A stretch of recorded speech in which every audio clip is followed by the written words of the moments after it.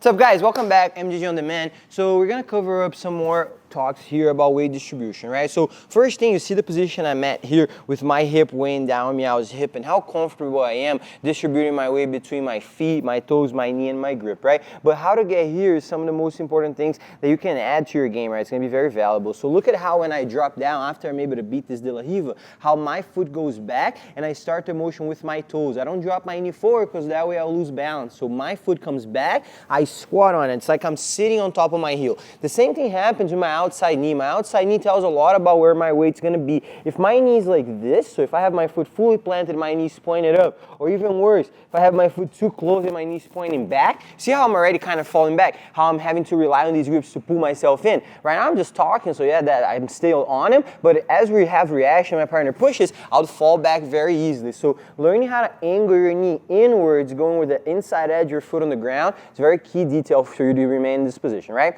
Now, we're gonna try to pin this leg down. Meow, I'm gonna have you turn a little bit like this. We're gonna try to keep this leg pinned down, guys. We're gonna use this angle here to enter my back leg, right? But I don't want his knee to ever wipe open. So look at how when I lift my hip, how I use my toes, I can step my feet back, lift my toes, and I start twisting my knees. I twist my knee and my foot so I can get to this first stage, right? Of course, we wouldn't stop, and I'll do this a little bit quicker after, but I just want you guys to see the stages of the leg with control. When I get here, again, I'm gonna be met by a lot of resistance, a lot of frames. I wanna try to pull myself in. So from this point on, I have both my knee and my grip pinning his leg down. So instead of keeping my grip there, I'm gonna change my grip to the second collar and I'm gonna advance. My knee first is gonna go in this direction, so it's gonna go straight towards the outside. But as soon as my outside leg steps over, so I start opening my chest, sliding my knee through and stepping over, also following that same angle. I don't wanna be here, I wanna be turning in so I can press in. Look at how my knee is gonna touch the ground, but as soon as it touches the ground, I'm gonna circle around I personally don't keep that staple hook in.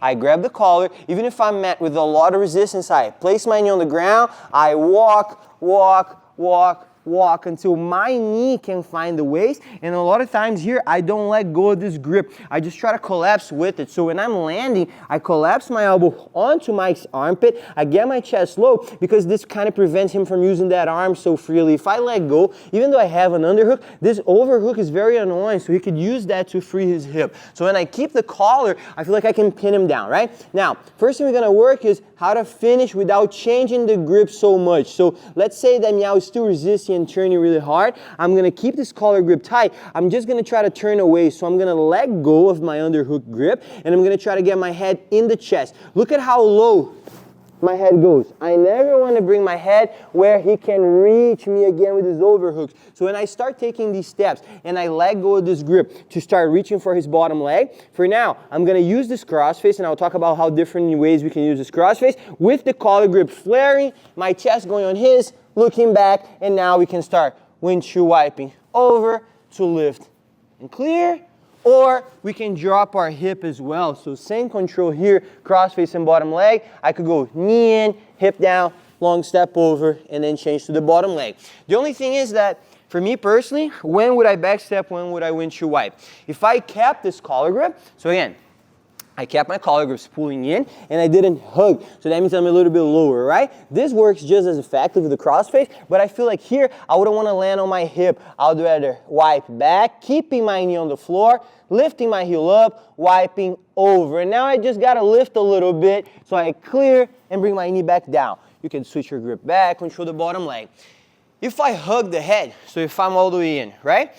That's when I feel like I'm gonna backstep a lot of times. So the setup would be the same. I'll still enter, but now I'm gonna bring my head low, head on the chest, and hug him all the way in, right? So when I hug, I wanna make sure I'm not reaching on the collar, I'm not reaching on the shoulder. Sometimes I see my students grab you on the collar like this, but I wanna make sure that I reach on the back of the shoulder, right? Now, I'm gonna get a good grip there and pull my elbow back, because now not only I have a good crossface, but I have a good post, and I can use that. I can drive off my back leg, start pointing my knee in, and then just back stepping over. Just make sure that when you guys land in this position, you have the bottom leg, right? Which is the most important, but you have it through the top one. And if Meow scissors his legs, he can break it very easily. So instead of trying to fight that, as soon as you land, just let it go, wipe it back, control the bottom leg by itself, and you can take your time here. You can keep pushing his leg away and stay on your side until you feel like you've dominated his hip, and you can push it back to start squaring off, right?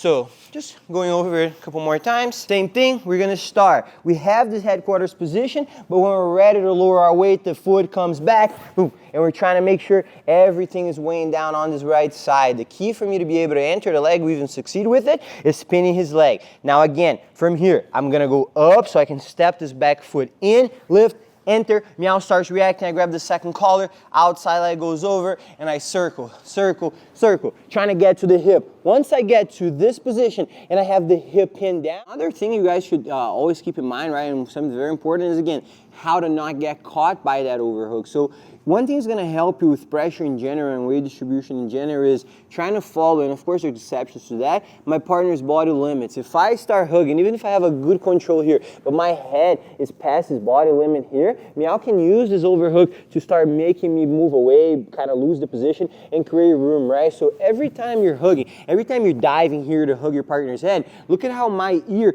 goes on the chest, and I look down. This way, if I can feed the lapel even better, I can use that to pressure, but Meow's gonna have a hard time finding that overhook. I can keep pressing onto the shoulder. I should always make my shoulder the heaviest part of my body possible so that it's easy for me to keep pushing down, back step over, and start looking for that pass.